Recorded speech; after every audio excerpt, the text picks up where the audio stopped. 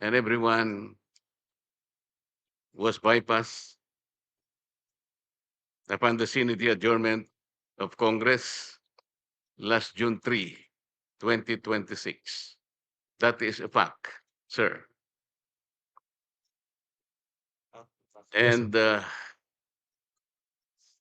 are you aware of Republic Act 11939? Hindi pa po sila pasok do sa one-year ban. Kasi hindi naman po nila kasalanan na nagkagulo-gulo kami dito sa Senado at hindi na-take up yung kanilang confirmation. Committee. I don't think we are in a position to violate an existing law. What I heard is an assumption that was passed on to the secretary of this commission. Somebody presumed that the appointment made last year is supposed to be continued. May I ask the secretary to explain that if that assumption is correct? And I'd like to clarify, hindi po last year. Before May 25, 2026, yung nag-resume tayo ng first regular session. Reach their age of 56 and they were bypassed. That is a fact. We cannot change that fact, Mr. Chair. That is the only point that I'm trying to raise here. Kasi maliwanag po yung sinasabi naming batas. Wala po tayong personalan dito. We assume that they are not covered by one-year ban. No. The law is very clear, Mr. Chair. Salamat po. If, to deliver his opening statement. Sir, I am Lieutenant General Edmundo G. Peralta, sir. I am the Deputy Chief of Staff, Armed Forces of the Philippines. Appearing before you are 4 other officers. Here's our name before, sir. And we are here for the confirmation of we appear before the commission appointments for our confirmation, sir. Honorable Mark Coleta is recognized.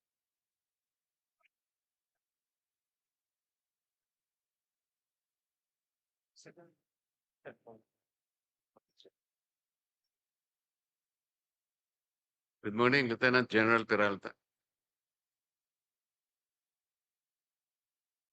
Tama po ba na ang birthday ninyo is May 14, 1970, Yes, sir. which was last month? Yes, sir. Meaning to say you already reached the age of 56 and you were bypassed upon seeing the adjournment of Congress on June 3. Is that correct? Yes. Yes, sir. As a matter of fact, Majority Pro Leader. this circumstance also applies to the rest of your colleagues, namely Vice Admiral Alan M. Javier, whose birthday is May 16, 1970. Major General Isagani Criste, birth date is April 21, 1970. Brigadier General Naisforo Diaz, birth date May 5, 1970. And Brigadier General Rus Mawate Remo, April 24, 1970. Meaning to say the 5 of you, General, already reached the age of 56. And everyone was bypassed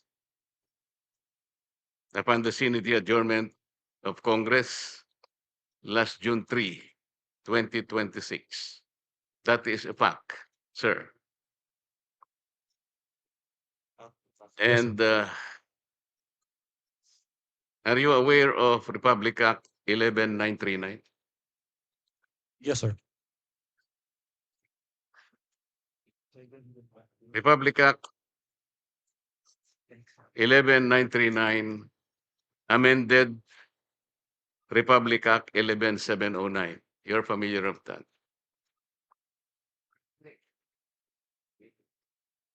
Do you know why I am citing this particular law, General? Yes, sir. Why? We are less than 1 year, sir. Yes, you are correct. Section 2 of Republic Act 11709, which is now Section 1 of 11939, last paragraph, says that to be eligible for appointment or promotion to the grade of Brigadier General or Commodore O-07 or higher, except for positions under Sections 2A and 2B, the officer must have at least 1 year remaining of active service before compulsory retirement. And would you say that you lack at least 1 year remaining of active service before your compulsory retirement? Yes, sir. We were ordered to come here, sir, and we are directed to appear before the commission appointments. And so therefore, it only means that the five of you may no longer be eligible for reappointment in view of the prohibition under Section 1 of Republic Act 11939. Am I correct, sir? Yes, sir. Thank you. Thank you, Mr. Chair. Thank you, Honorable Marcoleta. Honorable Senator Ping Lacson is recognized. Yes, Mr. Chairman. Just for clarity, I believe, and I was told by the Secretary of the Commission on Appointments, that the ad interim appointments of this fine gentleman and lady is a mere resubmission of their previous ad interim appointments given before the resumption, the May 25, 2026 resumption of the first regular session. And since this is a special session, it is a continuation of the first regular session. Therefore, hindi pa po sila pasok do sa one-year ban. Kasi hindi naman po nila kasalanan na nagkagulo-gulo kami dito sa Senado at hindi na-take up yung kanilang confirmation. So with that manifestation, Mr. Chairman, I move that we recommend to the plenary the confirmation of the aforestated or aforementioned gentleman and lady in plenary. I so move, Mr. Chairman. Leta, Mr. Chair, I did not get proper explanation on the concern that I raised before this committee. I don't think we are in a position to violate an existing law. What I heard is an assumption that was passed on to the secretary of this commission. Somebody presumed that the appointment made last year is supposed to be continued. May I ask the secretary to explain that, if that assumption is correct? And if that assumption is enough to override the clear provision of the law? Honorable Lacson, Again, I'd like to clarify, hindi po last year. Before May 25, 2026, yung nag-resume tayo ng first regular session. Kasi nag-break tayo. Bago tayo mag-resume, they were given ad interim appointments by the President. So yun po yung ina-apply natin because a special session that we are having today is a continuation of the first regular session, Mr. Chairman. So yung birthday nila fell after. Kailan ang birthday mo, General? May 14. So yung ad interim appointments were given before May 14, I suppose. So you confirm that. So hindi ka covered ng one-year ban. That's the clarification that I manifested earlier, Mr. Chairman. How about the others? Covered sila ng hindi sila covered ng one-year ban when they were given their ad interim appointments Before their before birthday, sir. May 25, di ba? Kasi kung after May 25, resumption, nomination, at saka hindi na kayo mag-apply. But since you were given your ad interim appointments, since Congress was in recess at that time, having resumed on May 25, hindi po kayo mako-cover ng one-year ban. That's my point. So I hope I satisfy the query posited by the Honorable Marcoleta. Thank you, Mr. Chairman.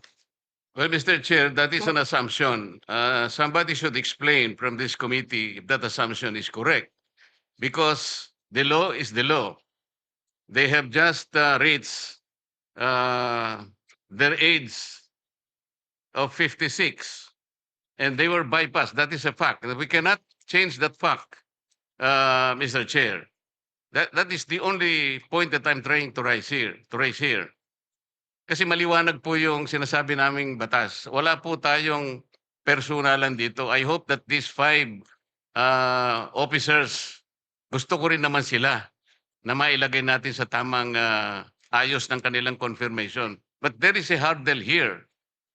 Ilang ang problema rito, Mr. Chair, kasi maliwanag po yung sinasabi ng batas. Lumilitaw, after their compulsory retirement, less than 1 year na eh. As a matter of fact, they were unable to submit the documents for confirmation only, siguro, hindi ko po alam, but only the secretary can testify when exactly were they able to complete the documents for confirmation.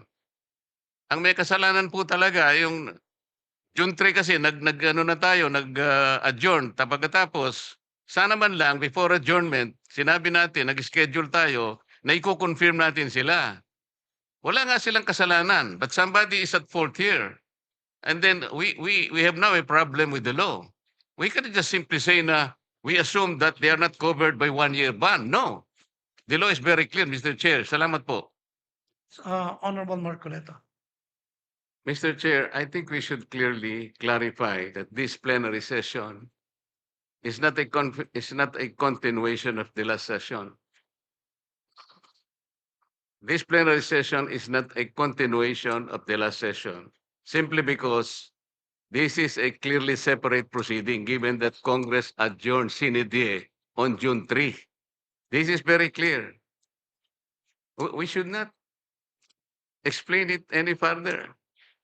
And Matibag versus Benipayo was quoted, Mr. Chair.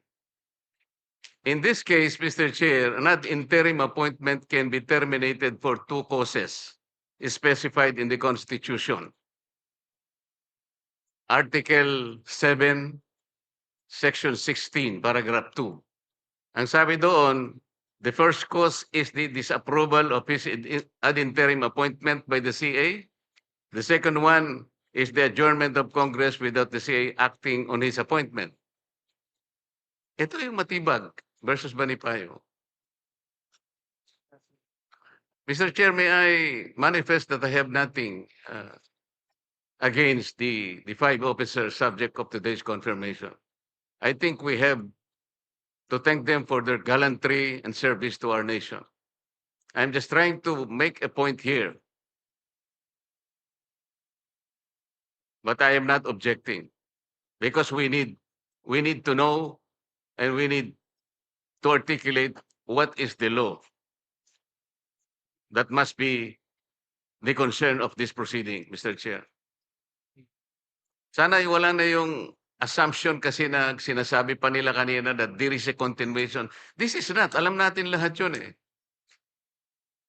Because we are misleading our members for doing that, Mr. Chair.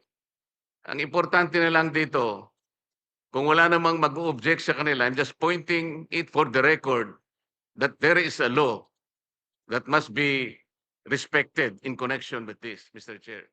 Thank you.